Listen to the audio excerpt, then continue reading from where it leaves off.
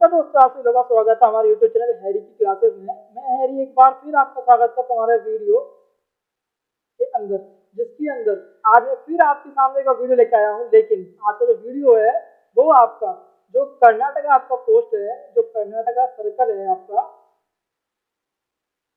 जो आपका कर्नाटका सर्कल है, इसके अंदर जो आपके 2020 के अंदर जो एग्जाम हुए थे, इसका जो आपका पेपर है वो हम आज डिस्कस करेंगे कि इसके अंदर जो क्वेश्चन पूछे गए थे। ठीक है दोस्तों, तो वीडियो स्टार्ट करने से पहले मैं आप लोगों से रिक्वेस्ट करूंगा कि अगर आप हमारे यूट्यूब चैनल पर नए हैं तो हमारे चैनल को लाइक कीजिएगा, शेयर कीजिएगा, सब्सक्राइब कीजिएगा और हाँ, बेल आइकन को जरूर प्रेस कीजिएगा, जिससे कि अगर मैं कोई वीडियो लेकर आता हूँ तो आपको उसका जो है नोटिफिकेशन मिल सके। चलिए स्टार्ट करते हैं वीडियो। तो हमारा जो पहला क्वेश्चन है आपका वो है आपका क्यूआर कोड निम्नलिखित में से किसके साथ जुड़ा हुआ है। ऑप्शन ए है core banking solution, option B है दर्पण जो कि आपका एक सॉफ्टवेयर है, ऑप्शन सी है इंडियन पोस्ट पेमेंट बैंक और ऑप्शन डी है आपका पोस्ट ऑफिस सेविंग बैंक। तो सही आंसर है आपका वो है सी, यानी कि आपका जो है इंडियन पोस्ट पेमेंट बैंक है, उसके साथ आपका जो क्यूआर कोड है वो एसोसिएट होता है, उससे जुड़ा हुआ होता है। चलिए बात करते हैं क्वेश्चन नंबर 2 की।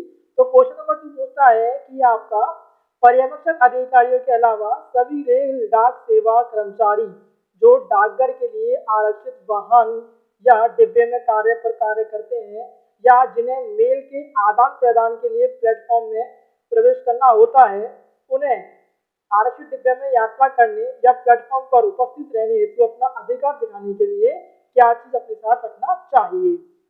तो ऑप्शन इसके अंदर आपको 4 दिए गए हैं।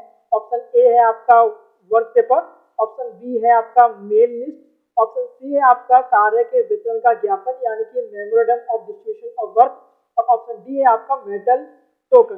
तो सही आंसर रहेगा वो रहेगा आपका ऑप्शन डी यानी कि मेटल टोकन। यानी कि अगर सीधा समझाया तो ये है कि आपकी जो डिब्बे के साथ जो यात्रा करेंगे या फिर जो प्लेटफॉर्म पे जो आपके जो एजेंट्स रहेंगे या फिर आपके जो ऑफिसर्स रहते हैं, उनके पास मेटल टोकन होना चाहिए, ये उस चीज की ऑथराइज रहते हैं। चलिए बात करते हैं क्वेश्चन नंबर 3 की। तो क्वेश्चन 3 पूछता है कि जब एक कार्यालय या सेशन में एक से अधिक कर्मचारी कार्य करते हैं तो कार्य की जो वितरण है वो किसके द्वारा किया जाता है। ठीक है, तो इसमें ऑप्शन ए है head of the RMS division के द्वारा यानी रेल डाक सेवा मंडल के अध्यक्ष द्वारा, या फिर ऑप्शन बी है आपका इंस्पेक्टर पोस्ट के द्वारा, ऑप्शन सी है आपका असिस्टेंट सुपरिटेंडेंट ऑफ पोस्ट के द्वारा यानी सहायक अध्यक्ष डाक के द्वारा और ऑप्शन डी आपका हेड सॉर्टिंग असिस्टेंट के द्वारा।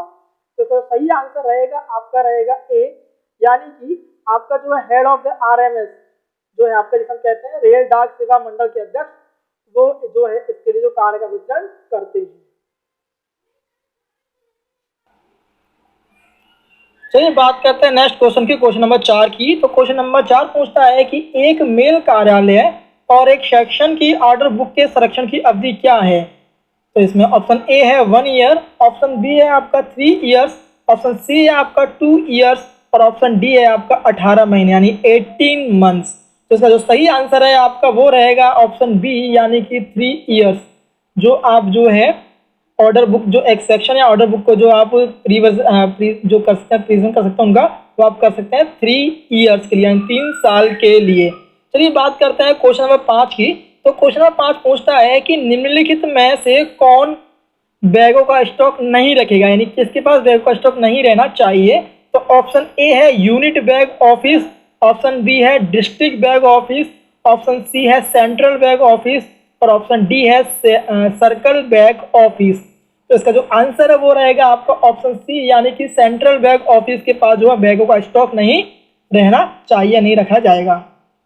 चलिए बात करते हैं हम क्वेश्चन नंबर 6 की। तो क्वेश्चन नंबर 6 पूछता है कि कार्यालय के बंद होने के बाद एक मेल कार्यालय के कई विभागों में उपयोग किए गए मोहरे और सीलों को किसके द्वारा एकत्रित करके ताला लगाना चाहिए। यानी सीधा पूछा गया है कि जो आपका काम जो खत्म हो जाता है, जब आप ऑफिस को क्लोज करते हैं तो उसके बाद जो मोहरे यूज होती हैं, मोहरे और सीलें, उनको कौन कलेक्ट करेगा और उनको कौन जो है ताला लगाकर रखेगा। तो ऑप्शन ए है head sorting assistant, option B है head record officer, option C है हेड मेल एजेंट और ऑप्शन डी है हेड मेल मैन। तो इसका जो सही आंसर है वो है ऑप्शन ए, यानी कि आपका जो हेड सॉर्टिंग असिस्टेंट होता है वो जो है ऑफिस क्लोज करते समय जो सभी मोहरे और सील्स होती हैं, स्टैम्प्स होते हैं और सील्स होती हैं, उन सभी को कलेक्ट करेगा और उन्हें लॉक करेगा। चलिए बात करते हैं हम क्वेश्चन नंबर आपके 7 की। तो क्वेश्चन नंबर 7 पूछता है कि एक बुक पैकेट का वजन इससे अधिक नहीं होगा, यानी एक बुक पैकेट का वजन जो है अधिकतम कितना होना चाहिए या कितने लिमिट से ऊपर नहीं होना चाहिए। तो ऑप्शन ए है 7 किलोग्राम, ऑप्शन बी है आपका 5 किलोग्राम, ऑप्शन सी है आपका 2 किलोग्राम या ऑप्शन डी है आपका 4 किलोग्राम। तो इसको ऑप्शन आपका जो है ऑप्शन वो आंसर बी है, यानी कि आपका जो है 5 kg से ऊपर नहीं होना चाहिए। चलिए बात करते हैं क्वेश्चन नंबर आपकी 8 की। तो क्वेश्चन नंबर 8 के अंदर आपको जो पूछा गया है, दो आपको ऑप्शन दिए, कुछ स्टेटमेंट दिए गए हैं और पूछा गया है कि कौन कौन से स्टेटमेंट सही हैं। तो इसमें क्वेश्चन नंबर 8 में स्टेटमेंट दिया है कि ब्लाइंड लिटरेचर पैकेट के बारे में निम्नलिखित में से कौन सा जो कथन सही है। स्टेटमेंट पहला कहता है कि कोई डाक शुल्क की आवश्यकता नहीं है ब्लाइंड लिटरेचर पैकेट के लिए। ऑप्शन 2 कहता है, यानी स्टेटमेंट 2 कहता है कि निःशुल्क पंजीकरण शुल्क और पावती, यानी कि निःशुल्क पंजीकरण किया जाएगा और एक्नॉलेजमेंट दी जाएगी फ्री में। ऑप्शन 3 कहता है, यानी स्टेटमेंट 3 कहता है कि अगर एयरलिफ्ट जरूरी है तो ग्राहक को एयरलिफ्ट जो है सरचार्ज देना होगा। और ऑप्शन सी है, यानी आपका ऑप्शन डी या फिर स्टेटमेंट 4 कहता है कि अधिकतम जो वजन है वो 7 किलोग्राम है। अब इसे पूछा गया है कि इसमें कौन कौन से जो स्टेटमेंट सही है। तो ऑप्शन इसमें दिया गया है कि आपका ऑप्शन ए और 1 और 3 सही है या ऑप्शन बी है यानी 1 या 4 सही है। तो इसका जो सही आंसर रहेगा आपका वो रहेगा आपका डी, यानी उपयुक्त सभी, यानी कि जो ब्लाइंड लिटरेचर होता है उनके बारे में सभी चीजें सही हैं। यानी कि कह सकते हैं कि जो ब्लाइंड लिटरेचर पैकेट होता है उसका अधिकतम जो वजन है वो 7 किलोग्राम होना चाहिए।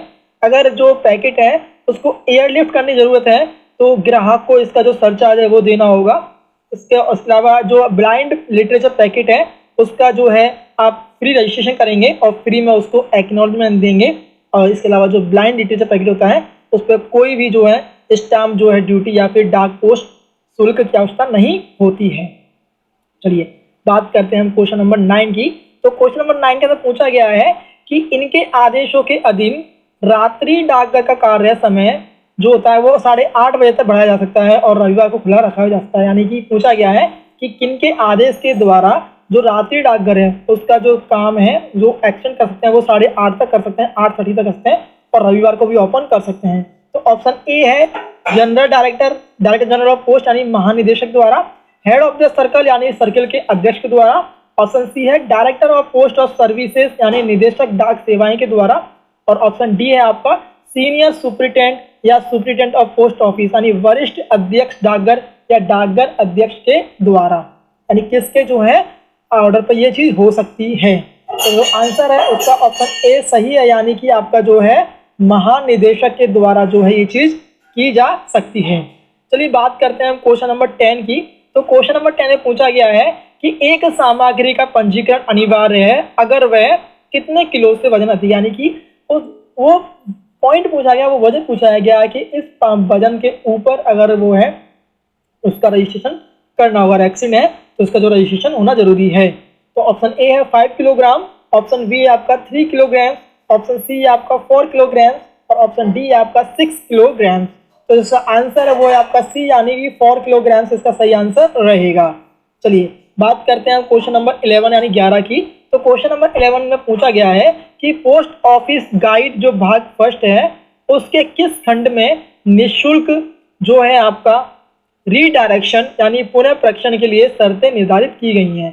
तो इसमें पूछा गया ऑप्शन ए है क्लॉज 79 के अंदर, ऑप्शन बी है क्लॉज 69 के अंदर, ऑप्शन सी है क्लॉज 96 के अंदर और ऑप्शन डी है क्लॉज 97 के अंदर। तो इसका जो सही आंसर है वो है आपका बी, यानी कि जो क्लॉज 69 है आपका वो आपका डिक्लेयर करता है कि जो आपकी कंडीशन रहेंगी किसके लिए, फ्री रीडायरेक्शन के लिए, उसकी इसमें कंडीशन दी गई है। क्लोज 90 क्या होता है, 90 आपका 69 बी वाला ऑप्शन सही रहेगा इसके अंदर। ठीक है, चलिए बात करते हैं क्वेश्चन नंबर 12 की। तो क्वेश्चन नंबर 12 के अंदर पूछा गया है कि डायरेक्ट पोस्ट के लिए एक समय निर्धारित सामग्री की न्यूनतम संख्या कितनी है। यानी कि आपका जो मैक्सिमम नंबर पूछा गया है कि डायरेक्ट पोस्ट के लिए मैक्सिमम नंबर क्या है।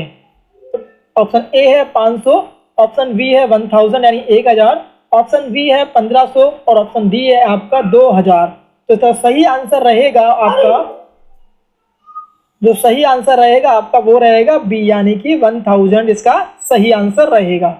चलिए बात करते हैं हम क्वेश्चन नंबर 13 की। तो क्वेश्चन नंबर 13 पूछता है कि विल मेल सेवा की पोस्टिंग कितने दिनों में कम से कम एक बार होनी चाहिए, यानी इसमें डेज पूछा गया है विल मेल सेवा की पोस्टिंग के लिए कि कितने दिन के अंदर जो है कम से कम एक बार तो पोस्टिंग होनी ही चाहिए। तो ऑप्शन ए है आपका 30 दिन, ऑप्शन बी है आपका 60 दिन, ऑप्शन सी है आपका 45 डेज यानी 45 दिन और ऑप्शन डी है आपका 90 दिन।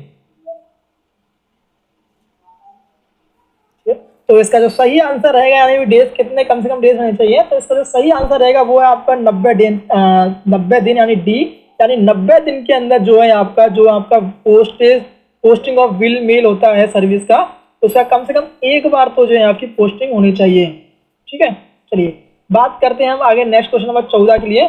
तो क्वेश्चन नंबर 14 पूछता है कि निम्नलिखित में से किस बचत बैंक आदेश ने डाकघर जो लघु बचत योजना यानी कि जो आपका है पीओ स्मॉल सेविंग स्कीम्स में से किसी में भी नया खाता खोलते समय मोबाइल फोन नंबर को अनिवार्य बनाया था। यानी कि इसमें पूछा गया है कि आपको वो बताना है एसबी ऑर्डर नंबर, जिसके अंदर आपको ये बताया गया था कि अगर आप पोस्ट ऑफिस सेविंग स्कीम में कोई अकाउंट ओपन करते हैं तो मोबाइल नंबर जो है मैंडेटरी है। तो इसमें ऑप्शन ए है आपका जो है SB order number 17/2027, option B है आपका SB order number 27/2017, option C है आपका एसबी ऑर्डर नंबर 7/2017 और ऑप्शन नंबर डी है आपका एसबी ऑर्डर नंबर 11/2017। तो इसका सही आंसर रहेगा वो रहेगा आपका ए नंबर, यानी कि 17/2017 के थ्रू भी बताया गया था अगर कोई भी अकाउंट ओपन होता है पोस्ट ऑफिस सेविंग स्कीम्स के अंदर तो उसके अंदर जो है मोबाइल नंबर जो है मैंडेटरी रहेगा। चलिए बात करते हैं हम क्वेश्चन नंबर 15 की। तो क्वेश्चन नंबर 15 पूछा गया है कि दर्पण डिवाइस के बारे में निम्नलिखित में से क्या सही नहीं है। ठीक है, तो इसमें पूछा गया कि क्या इसमें करेक्ट नहीं है दर्पण के लिए। तो इसमें ऑप्शन ए है कि डिवाइस के जरिए यानी दर्पण के जरिए स्पीड पोस्ट ईएम बुक किया जा सकता है। ठीक, ऑप्शन बी है मूल्य देय सामग्रियों के वितरण के बाद सीधे डिवाइस के माध्यम से वीपीएम बुक किया जा सकता है। ऑप्शन सी है शाखा डाकपाल इलेक्ट्रॉनिक तरीके से दैनिक शाखा तैयार कर सकते हैं और प्रिंट आउट लिया जा सकता है और ऑप्शन डी है कि डाक टिकट की बिक्री डिवाइस के माध्यम से नहीं की जा सकती है। तो इसका आंसर है आपका वो रहेगा डी, यानी कि जो डाक टिकट की बिक्री है वो डिवाइस के माध्यम से नहीं की जा सकती, ये इनकरेक्ट है। चलिए बात करते हैं हम क्वेश्चन नंबर 16 की। तो क्वेश्चन नंबर 16 के अंदर पूछा गया है कि जो आपका एएमपीसी होता है यानी ऑटोमेटेड मेल प्रोसेसिंग सेंटर में लेटर शॉर्टिंग मशीन जिसे हम कहते हैं एलएसएम की छटनी की जो क्षमता है वो प्रति घंटे कितनी है। तो ऑप्शन ए है 25,000 या इससे ज़्यादा, ऑप्शन बी है 40,000 या इससे ज़्यादा, ऑप्शन सी है 30,000 या इससे ज़्यादा और ऑप्शन डी है 20,000 या फिर इससे ज़्यादा। तो इसका जो आंसर है वो है आपका सी यानी 35,000, यानी 35,000 से ज़्यादा रहेगा। तो इसका जो एक्चुअली जो सही होता है वो होता है आपका 35,000। तो इसीलिए जो इसका सही आंसर है वो आपका सी रहेगा यानी 30,000 से अधिक। चलिए बात करते हैं हम क्वेश्चन नंबर 17 की। तो क्वेश्चन नंबर 17 के अंदर पूछा गया है कि निम्नलिखित में से कौन सा जो है पत्र यानी लेटर, कार्ड और वितरणिका, पुस्तिका, पंपलेट, कूपन आदि जैसे पता रहित डाक सामग्रियां में शामिल नहीं है। ठीक है, ऑप्शन ए है रिटेल पोस्ट, ऑप्शन बी है media post, option C mail या ऑप्शन डी है डायरेक्ट पोस्ट। तो इसका सही आंसर है वो है आपका रहेगा डी, यानी डायरेक्ट जो पोस्ट है वो आपकी अनएड्रेस्ड जो पोस्टल आर्टिकल होते हैं उनके अंदर काउंट होते हैं, जैसे लेटर होते हैं, ब्राउचर्स होते हैं, पंपलेट्स होते हैं या फिर कूपन वगैरह होते हैं।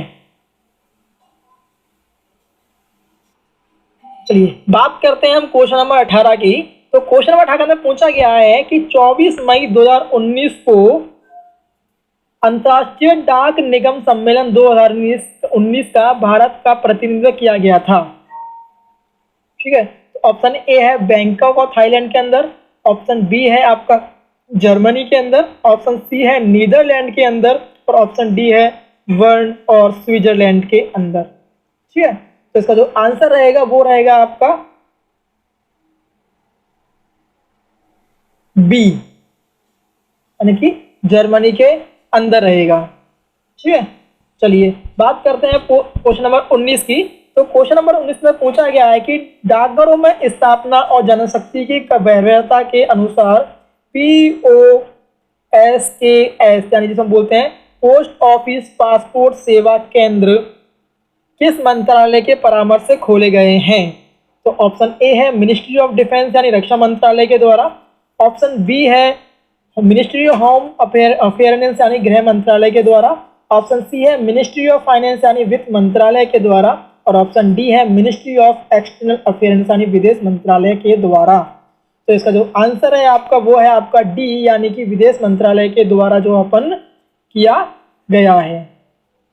ठीक है, चलिए बात करते हैं क्वेश्चन नंबर 20 की। तो क्वेश्चन नंबर 20 पूछता है कि जो आपका नैनता सॉफ्टवेयर है वो किसके साथ जुड़ा हुआ है? तो ऑप्शन ए है कि इसमें बताया गया कि जो इलेक्ट्रॉनिक जो क्लियरेंस ऑफ लेटर बॉक्स होता है यानी कि पत्र पेटियों की इलेक्ट्रॉनिक क्लियरेंस के लिए, ऑप्शन ई है आपका ईएमओ की इलेक्ट्रॉनिक क्लियरेंस के लिए, ऑप्शन सी है आपका मेल्स की इलेक्ट्रॉनिक क्लियरेंस के लिए और ऑप्शन डी है आपका स्पीड पोस्ट की इलेक्ट्रॉनिक क्लियरेंस के लिए जो है आपका नैनता सॉफ्टवेयर है। तो इसका जो सही आंसर है वो है आपका ए, यानी कि जो आपका है इलेक्ट्रॉनिक जो आपका है लेटर बॉक्स की उसकी इलेक्ट्रॉनिक क्लियरेंस की जो नैनता सॉफ्टवेयर जो है काम में आता है। चलिए बात करते हैं क्वेश्चन नंबर 21 की। तो क्वेश्चन नंबर 21 में पूछा गया है कि निम्नलिखित में से क्या जन धन सुरक्षा योजना नहीं है? ठीक है, यानी कि इसमें कौन सी चीज है वो जो है जो जन धन सुरक्षा योजना में काउंट नहीं होती है।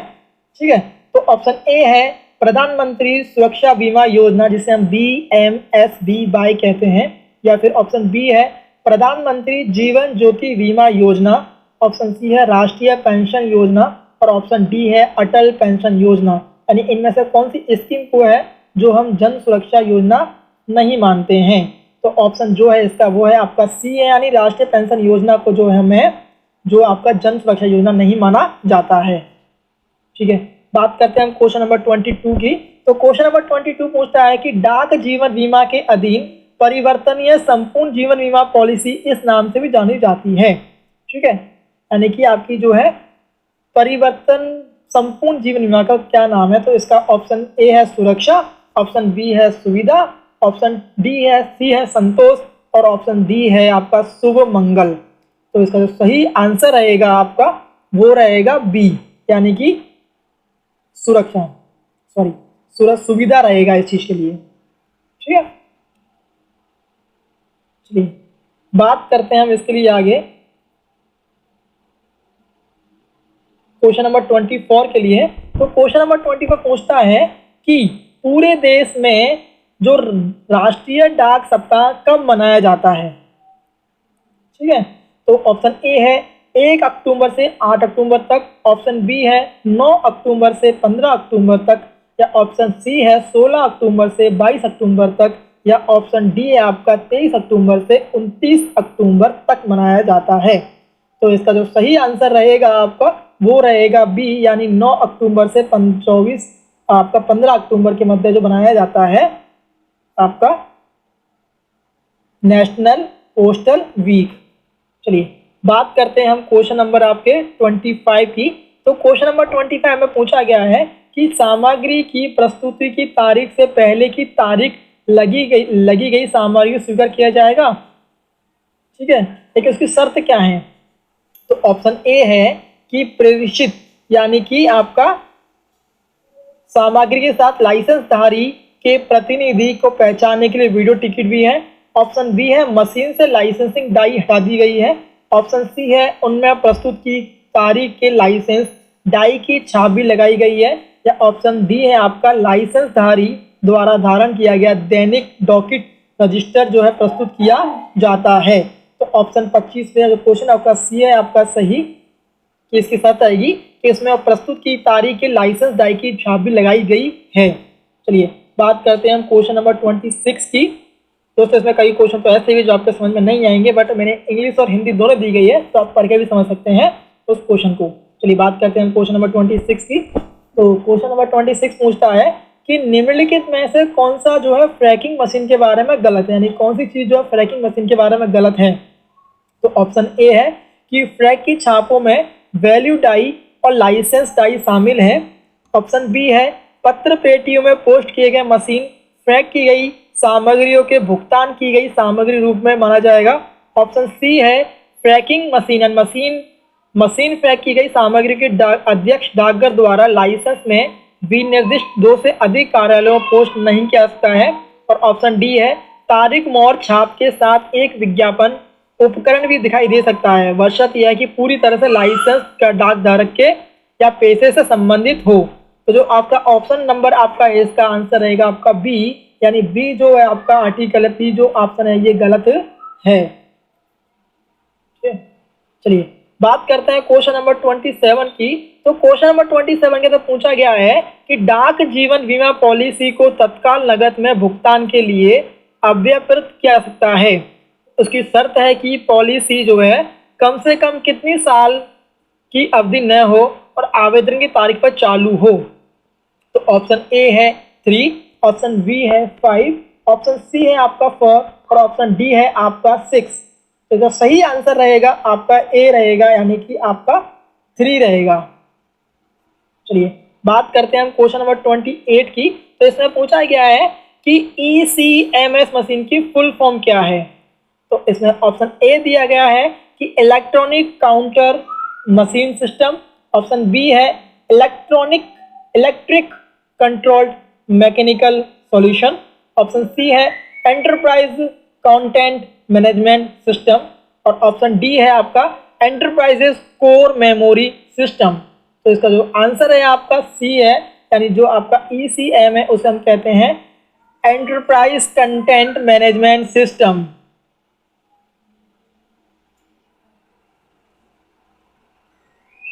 चलिए दोस्तों बात करते हैं हम क्वेश्चन नंबर 29 की। तो क्वेश्चन नंबर 29 पूछता है कि आपकी DCT की फुल फॉर्म क्या है। इसमें ऑप्शन ए है detailed cash transaction, option B है direct custom transfer, option C है आपका डिटेल्ड कैश ट्रांसफर और ऑप्शन डी है डायरेक्ट कैश ट्रांसफर। तो इसका सही आंसर रहेगा आपका वो रहेगा डी, यानी डायरेक्ट कैश ट्रांसफर जो है उसका DTC आपका DCT कहा जाता है। चलिए बात करते हैं क्वेश्चन नंबर 30 की। तो क्वेश्चन नंबर 30 पूछता है कि एशिया पैसिफिक पोस्टल यूनियन का मुख्यालय कहाँ स्थित है। ठीक है, ऑप्शन ए है बर्न स्विट्जरलैंड में, ऑप्शन बी है बैंकॉक थाईलैंड में, ऑप्शन सी है मनीला फिलीपींस में, ऑप्शन डी है हैंग नीदरलैंड में। ठीक है, तो इसका जो आंसर है आपका नॉर्मली आपका जो इसका आंसर है वो रहेगा बी, यानी बैंकॉक थाईलैंड में। ठीक है, जो पहले था वो मनीला फिलीपींस में था, लेकिन करंटली जो है आपका वो है बैंकॉक थाईलैंड के अंदर है, यानी किसका एशिया पैसिफिक पोस्टल यूनियन का जो मुख्यालय है। चलिए बात करते हैं हम आगे नेक्स्ट क्वेश्चन नंबर 31 की।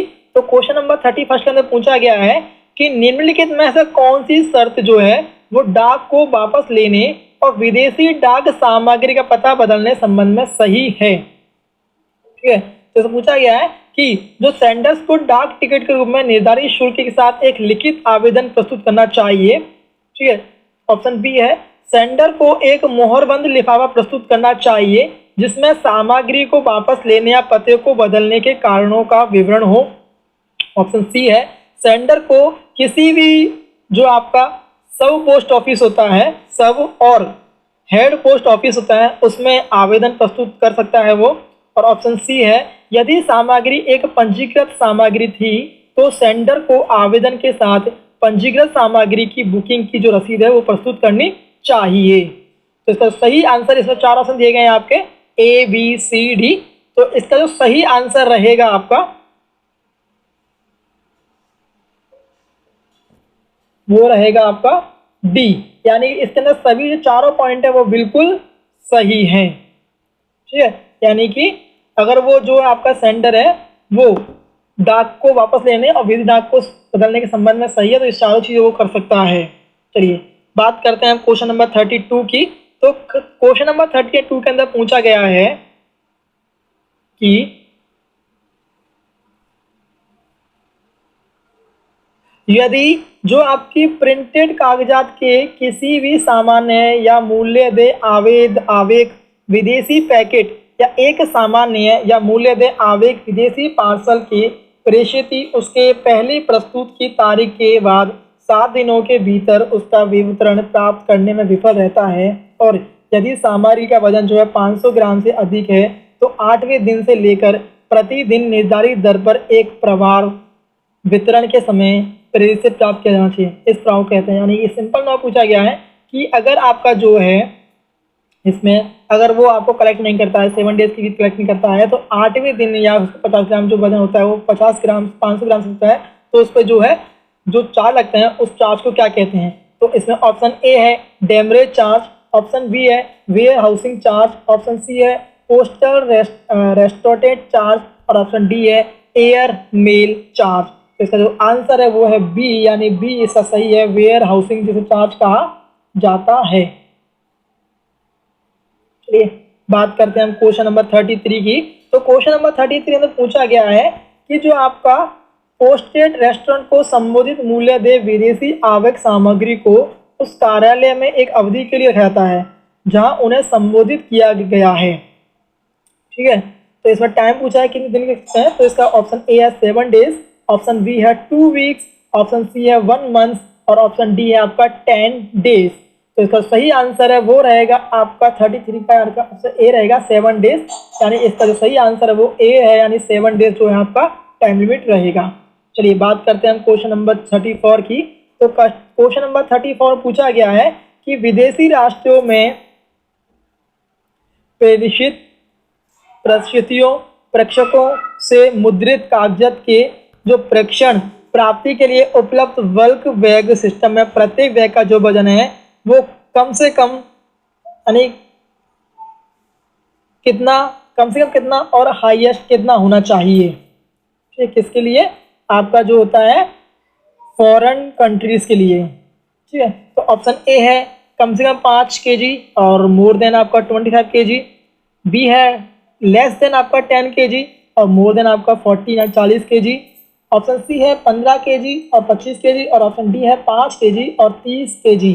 तो इसका सही आंसर है वो है ऑप्शन डी, यानी कि 5 kg कम से कम और 30 kg जो है हाईएस्ट रहेगा। ऑप्शन डी इसका सही आंसर है। चलिए बात करते हैं हम क्वेश्चन नंबर 35 की। तो क्वेश्चन नंबर 35 के अंदर पूछा गया है कि विदेशी पार्सल के लिए वजन की जो नॉर्मल सीमा है वो कितनी है, यानी जो आपकी मैक्सिमम जो लिमिट है वो कितनी है आपकी फॉरेन पार्सल के लिए। तो ऑप्शन ए है 10 kg, ऑप्शन बी है 15 kg and 15 kg, option C है 20 kg या इसकी कोई लिमिट नहीं है। तो इसका सही आंसर है वो है आपका सी, यानी कि 20 kg जो है आपका रहेगा फॉरेन जो पार्सल है उसकी लिमिट। ठीक है, चलिए बात करते हैं हम क्वेश्चन नंबर आपका 37 की। तो क्वेश्चन नंबर 37 के अंदर पूछा गया है कि जो आपका इनलैंड मनी ऑर्डर को जो है अगर आप रीडायरेक्शन करते हैं तो उसका शुल्क क्या है। ठीक है, जो इनलैंड मनी ऑर्डर होता है उसके रीडायरेक्शन का शुल्क क्या है। तो इसमें ऑप्शन ए है डबल जो दुगना लिया जाएगा वो जो एमओ कमीशन है उसका, या फिर एमओ जो कमीशन उसके बराबर लिया जाएगा, या फिर एमओ कमीशन के आधा लिया जाएगा, या फिर कोई कॉस्ट नहीं जाएगा, फ्री ऑफ कॉस्ट रहेगा। तो जिसका आंसर है वो आपका डी रहेगा, यानी जो है आपका डी रहेगा आपका 37, यानी फ्री ऑफ कॉस्ट रहेगा।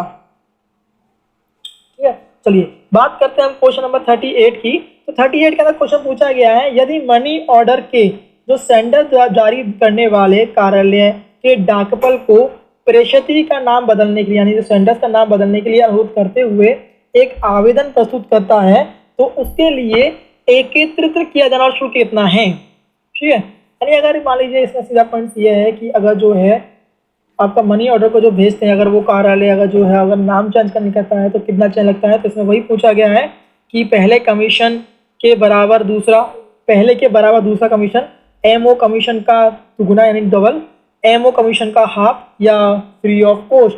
तो इसका जो आंसर है वो है ऑप्शन ए, यानी कि जो आपका सेकंड कमीशन रहेगा इक्वल टू फर्स्ट, यानी पहले के बराबर दूसरा कमीशन रहेगा। चलिए बात करते हैं क्वेश्चन नंबर आपका 40 यानी 40 का। तो क्वेश्चन 39 का। तो क्वेश्चन नंबर 39 पूछता है कि सुकन्या समृद्धि खाता खोलने के लिए जो आवश्यक न्यूनतम राशि है वो क्या है। तो ऑप्शन ए आपका 100 रुपीज़, ऑप्शन बी आपका 500 रुपीज़, ऑप्शन सी आपका 1000 रुपीज़ या ऑप्शन डी आपका 1500 रुपीज़। ठीक है, तो इसका जो ऑप्शन है आपका, ये मैं आपको शायद मैं आपको एसबी ऑर्डर बता चुका हूँ। तो एक बार आपको इस ऑर्डर को जानने के लिए जो आपको एसबी ऑर्डर की सारी वीडियो देखनी होगी, मुझे कमेंट करना होगा कि मैंने आपको कितना बताया था। ठीक है, ये आपके लिए होमवर्क है। आप मुझे कमेंट जरूर कीजिएगा इस चीज़ के लिए, इसका आंसर क्या था ये बताइएगा कि आपको नॉलेज है या नहीं है। ठीक है, केवल वीडियो देखने से कुछ नहीं होता है, उस नॉलेज को अगर आप कैरी करेंगे और अगर मैंने कुछ बोला है तो अगर आप सर्च करेंगे तो बिल्कुल आपको इस चीज़ नॉलेज मिलेगी, प्लस आपको 2 और 3 चीज़ें एक्स्ट्रा पता लगेगी अगर सर्च करते हैं तो। अगर आप सर्च नहीं करते हैं तो आपको कुछ चीज़ पता नहीं लगेगी। चलिए, ये आपके लिए होमवर्क है आपका कि आपको पता लगाना है कि जो आपका सुकन्या समृद्धि योजना है उसको खोलने के लिए लिमिट कम से कम कितनी है। ठीक है, जब भी मैं नेक्स्ट वीडियो लेकर आऊँगा उसके अंदर मैं इसका आंसर जरूर बताऊँगा, लेकिन आपको भी कमेंट करना है। चलिए बात करते हैं नेक्स्ट क्वेश्चन की। तो क्वेश्चन नंबर 40 है आपका कि जो आपका विदेशी, जो आपका फॉरेन डेस्टिनेशन को संबोधित जो आपका शुल्क देय माल निहित लेटर पोस्ट सामग्री के साथ होना चाहिए। ठीक है, यानी letter post article containing dutiable goods address to foreign destination should be accomplished by. Option A है आपका cash on delivery form, option B है आपका customer ID proof, option C है आपका customer declaration form, option D है आपका custom duty form. तो इसका जो सही आंसर रहेगा आपका वो रहेगा सी, यानी कस्टम डिक्लेरेशन फॉर्म रहना चाहिए। चलिए बात करते हैं हम क्वेश्चन नंबर 41 की। तो क्वेश्चन नंबर 41 पूछता है कि निम्नलिखित में से क्या विदेशी डाक में मुद्रित पत्रों की दरों पर प्रेषित नहीं किया जा सकता है। ऑप्शन ए है आपका कंप्यूटर प्रिंटर के माध्यम से प्राप्त जो आपका प्रिंटर है वो, या आपका जो है पांडुलिपि में संगीत स्कोर, ऑप्शन सी है फोटोकॉपी, ऑप्शन डी है आपके किसी भी प्रकार के टाइपराइटर के माध्यम से प्राप्त जो कागजात। तो इसका सही आंसर रहेगा ऑप्शन डी रहेगा, यानी कि आपका किसी प्रकार के टाइपराइटर के माध्यम से प्राप्त जो कागजात हैं वो विदेशी डाक में से मुद्रित पत्रों की दरों पर प्रेषित नहीं किया जा सकता है। चलिए बात करते हैं हम क्वेश्चन नंबर 42 की। तो क्वेश्चन नंबर 42 पूछता है कि विदेशी डाक में छोटे पैकेट सेवा का जो अधिकतम वजन है वो कितना होना चाहिए, यानी जो स्मॉल पैकेट्स होते हैं वो फॉरेन पोस्ट के अंदर उसका वेट कितना होना चाहिए, मैक्सिमम नॉट मिनिमम। तो इसका ऑप्शन आपसे ऑप्शन 4 दिए गए। ऑप्शन ए है आपका 1 किलोग्राम, ऑप्शन बी है आपका 2 किलोग्राम, ऑप्शन सी है आपका 5 किलोग्राम और ऑप्शन डी है आपका 7 किलोग्राम। तो जिसका आंसर है वो रहेगा आपका बी, यानी कि 2 किलोग्राम रहेगा इसका आंसर। चलिए बात करते हैं हम क्वेश्चन नंबर 43 की। तो क्वेश्चन नंबर 43 आपका जो है एसवी ऑर्डर नंबर 2019 से रिलेटेड है। इसमें पूछा गया है कि जो आपका बचत बैंक आदेश यानी एसवी ऑर्डर नंबर 1/2019 है वो क्या चीज डिस्क्राइब करता है, क्या चीज बताता है, निर्धारित करता है। तो ऑप्शन ए है सीवीएस और सीएसआई लेन देन के बीच जीएल जो इंटीग्रेशन है उसके कारण यानी उसके जो है आपका इम्प्लीमेशन के बाद जो है मानक संचालन कार्यविधि के बारे में बताता है। ऑप्शन बी है आपका लघु बचत योजनाओं के लिए ब्याज दरों में संशोधन के बारे में बताता है। ऑप्शन सी है डाकघर बचत खाता ग्राहकों के लिए डाक विभाग मोबाइल बैंकिंग की मानक जो प्रचालन कार्यविधि है उसके बारे में बताता है। और ऑप्शन डी है डाकघर बचत बैंक खातों के लिए इंट्रा अपर्वल नेट बैंकिंग के बारे में बताता है, जैसे हम कहते हैं आपका पीओएसबी के बारे में बताता है। तो इसका जो आंसर रहेगा आपका वो रहेगा आपका डी, यानी कि intra operable net banking for POSB saving account के बारे में बताता है। चलिए बात करते हैं क्वेश्चन नंबर 44 की। तो क्वेश्चन नंबर 44 के अंदर पूछा गया है कि व्यवसाय उत्तर कार्ड और लिफाफों का उपयोग करने के लिए अनुज्ञा पत्र जारी करने का वार्षिक शुल्क कितना है। यानी कि आपका एनुअल फी पूछा गया आपका किसका, आपका परमिट करने के लिए, किसके लिए, रिप्लाई कार्ड और एमएलएफ के लिए, यानी कि आपका जो एमएलएफ होता है उसके लिए। ठीक है, ऑप्शन ए है 100 रुपीज, ऑप्शन बी है 200 रुपीज, ऑप्शन सी है 250 रुपीज और ऑप्शन डी है 500 रुपीज। तो इसका सही आंसर है वो रहेगा आपका ए। इसका आंसर ए सही रहेगा आपका 100 रुपीज। चलिए बात करते हैं हम क्वेश्चन नंबर 45 की। तो क्वेश्चन नंबर 45 के अंदर पूछा गया है कि प्रधान डाकघरों में बनाए रखे पोस्ट मास्टर्स ऑर्डर बुक के बारे में निम्नलिखित में से कौन सा जो कथन वो सही नहीं है। तो ऑप्शन ए है कि इसमें लिफाफे, डाकिए, यानी इसमें लिपिक, यानी कि आपका जो लिपिक कहते हैं वो कहते हैं आपके क्लर्क को, क्लर्क और पोस्टमैन आदि की अनुपस्थिति के मामलों में की गई अस्थायी जो व्यवस्थाएं शामिल हैं। जो इसमें है जो आपकी अनयूजुअल जो घटनाएं होती हैं वो शामिल हैं। ऑप्शन सी है आपका, इसमें जो आपको किए गए डेली जो स्टैटिक्स हैं और आपका जो ऑर्डिनरी रजिस्टर्ड है और आपका जो बीपी आर्टिकल होता है वो है। और ऑप्शन डी है इसके अंदर कि अपने कार्यालय के नियमों के लिए प्रधान डाकपाल द्वारा पारित आदेशों और जो वांछनीय है उनका अभिलेख रखा जाना चाहिए। ठीक है, तो इसका जो सही आंसर रहेगा वो रहेगा आपका सी जो इसका आंसर सही रहेगा, यानी कि जो आपका पोस्ट मास्टर ऑर्डर बुक जो है जो आपका प्रधान डाकघर बनाता है या प्रधान डाकघर में आपका जो है बना रखे पोस्ट मास्टर ऑर्डर बुक में जो है वो कौन सा कथन सही नहीं है। तो इसलिए ये सी आपका आंसर सही, यानी ये कथन इसमें जो कथन सी वाला जो आर्टिकल है वो सही नहीं है। चलिए बात करते हैं हम क्वेश्चन नंबर 46 की। तो क्वेश्चन नंबर 46 पूछता है कि न्यूनतम और अधिकतम नगदी राशि और डाक और अन्य टिकटों में रखी जाने वाली अधिकतम शेष राशि प्रत्येक उप कार्यालयों के लिए किसके द्वारा निर्धारित की जाती है। यानी कि बताया गया है कि जो मैक्सिमम और मिनिमम कैश बैलेंस होता है वो कौन फिक्स करता है। तो इसका ऑप्शन ए है head of the division, option B है head of the clerk, option C है असिस्टेंट जो सुपरिटेंडेंट ऑफ पोस्ट होता है वो, या ऑप्शन डी है इंस्पेक्टर ऑफ पोस्ट होता है वो डिक्लेयर करते हैं। तो इसका जो सही आंसर है वो है आपका ए, यानी कि जो आपका हेड ऑफ द डिवीजन है ये वो आपका ये निर्धारित करते हैं। चलिए बात करते हैं क्वेश्चन नंबर 47 की। तो क्वेश्चन नंबर 47 के अंदर पूछा गया है कि CVS में STR जो शब्द है उसका अर्थ क्या है। ठीक है, तो इसमें ऑप्शन ए है sub account transit report, option B है sub office transfer register, option C है सब ऑफिस ट्रांजैक्शन रिपोर्ट और ऑप्शन डी है सस्पेंसियस ट्रांजैक्शन रिपोर्ट। तो इसका सही आंसर रहेगा वो रहेगा डी, यानी कि अगर आप बात करते हैं CVS के अंदर जो आपका STR टर्म होता है तो उसका जो पूरा नेम या मीनिंग होता है वो होता है सस्पिशियस ट्रांजैक्शन रिपोर्ट। ठीक है, चलिए बात करते हैं हम क्वेश्चन नंबर 48 की। तो क्वेश्चन नंबर 48 के अंदर पूछा गया है कि डाक विभाग की सूचनाएं जो हैं वो IT मॉडर्नाइजेशन प्रोजेक्ट को भारत सरकार द्वारा जो है आपका अप्रूव किया गया था। ठीक है, तो इसमें ऑप्शन ए है अक्टूबर 2020, ऑप्शन बी है नवंबर 2012, ऑप्शन सी है दिसंबर 2012 और ऑप्शन डी है सितंबर 2012। तो इसका जो सही आंसर रहेगा आपका वो रहेगा बी, यानी कि आपका जो डिपार्टमेंट ऑफ पोस्ट था उसका जो है IT मॉडर्नाइजेशन जो प्रोजेक्ट है उसको अप्रूवल मिला था नवंबर 2020 को, सॉरी नवंबर 2012 को। ठीक है, 2012 को मिला था इस चीज का अप्रूवल।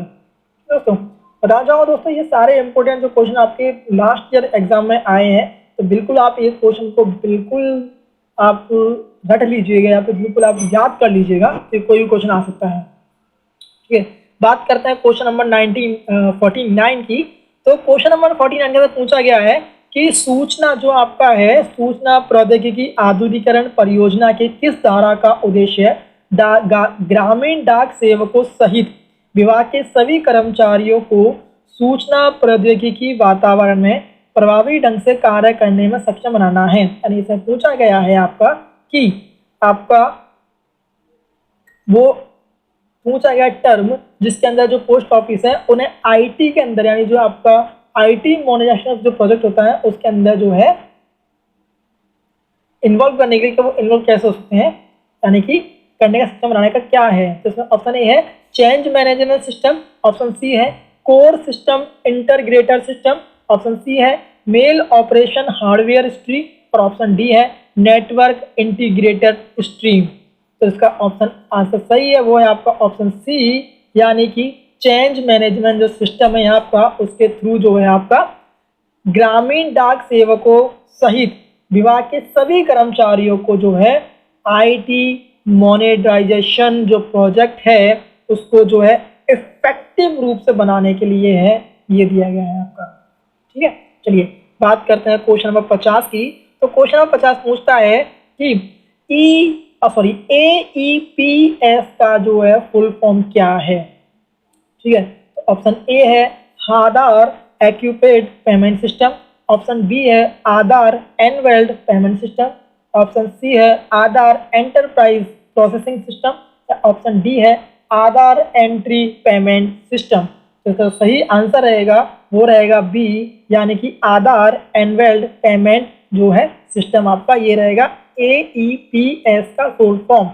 दोस्तों मिलते हैं नेक्स्ट वीडियो में, उम्मीद करता हूँ आपको वीडियो पसंद आया होगा और मैं नेक्स्ट वीडियो लाऊंगा वो भी इस तरह इंटरेस्टिंग क्वेश्चन की लाऊंगा जो कि आपके लिए जो है बहुत हेल्पफुल रहेंगे आने वाले आपके जो किसी भी तरह के एग्जाम है इंटरनली पोस्ट ऑफिस के लिए।